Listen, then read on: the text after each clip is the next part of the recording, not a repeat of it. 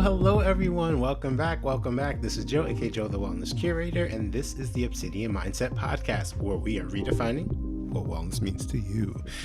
This is BTG 008. Oh man, it's been 8, y'all.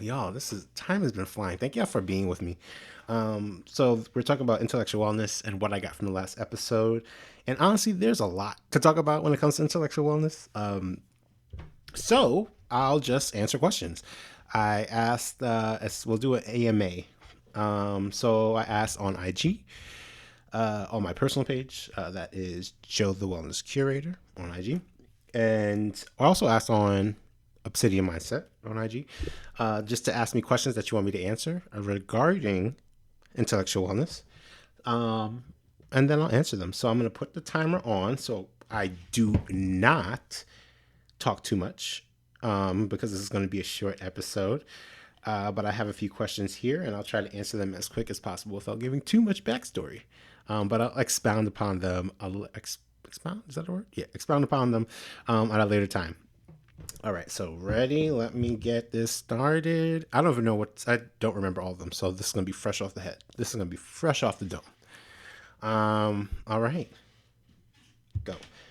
All right, so what books am I reading? Okay, so I'm reading, actually put this on IG. I'm reading Caste by Isabel Wilkerson. So good. About caste systems in America, as well as other caste systems in the world, such as the Nazi era and Nazi,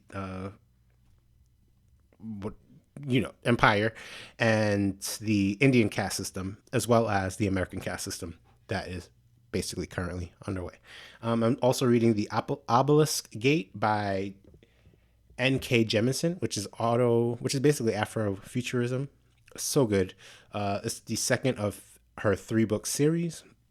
Won't expound on it, but just check it out. It's about a caste system as well. People with gifts, and the protagonist is looking for a daughter. Real good. Next question. What country was the last you visited?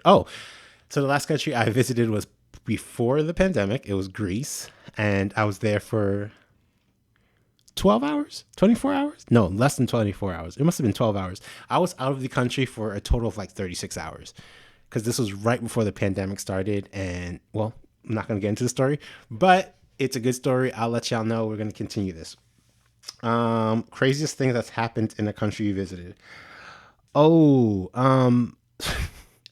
So I'm going to truncate the story, but basically when I went to Cuba, I got robbed, and also, being the dumb person I am, I did not book for the last day of my stay.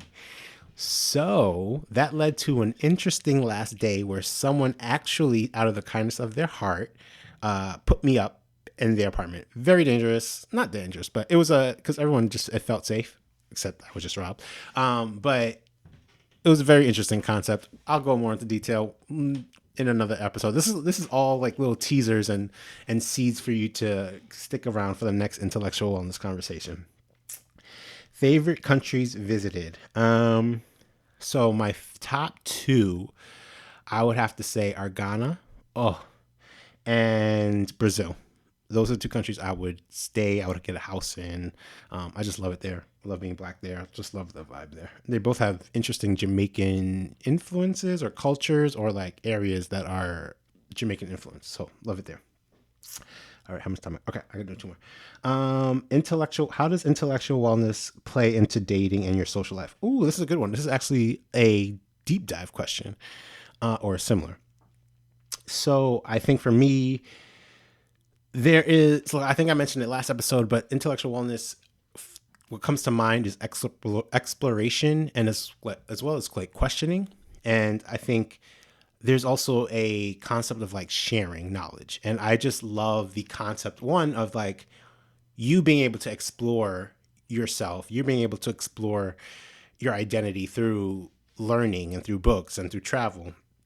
I like the idea of questioning things, like just questioning why you do certain things, and is this habit working for me? Is this something that I should be doing? I think this is where like reading books, and I know some people are like pro or con of self-help books, but it is another perspective, right? You don't have to, a lot of these things like such as travel or books or painting or art, even if you look at a different perspective, you might not change your perspective. There's a lot of times that I like to listen to other perspectives just so that I can either short my own, right? So I can have arguments to help be more persuasive, or just to see what the other side is talking about to make sure that I actually do believe in what my thought or my perspective is.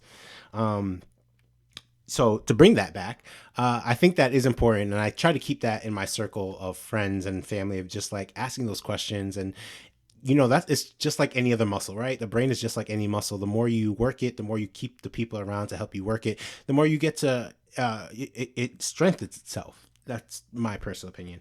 And I think that's relevant in dating as well. I do like the idea of just being able to, I like learning random facts, right? I'd like, there's a, I don't know. There's just a different connection when there's like the ability to being open to explore, being open to learn more, being open to, let's go to a museum, right? So that's how that goes into that, and and that goes into my social as well. My friends know I love to just chill out and read a book or go to a museum. Okay, so last question is, what is the last thing that you learned or tried to learn that was difficult? Okay, so I do not like being wrong. I don't like getting things wrong. I don't like when things don't come easy to me.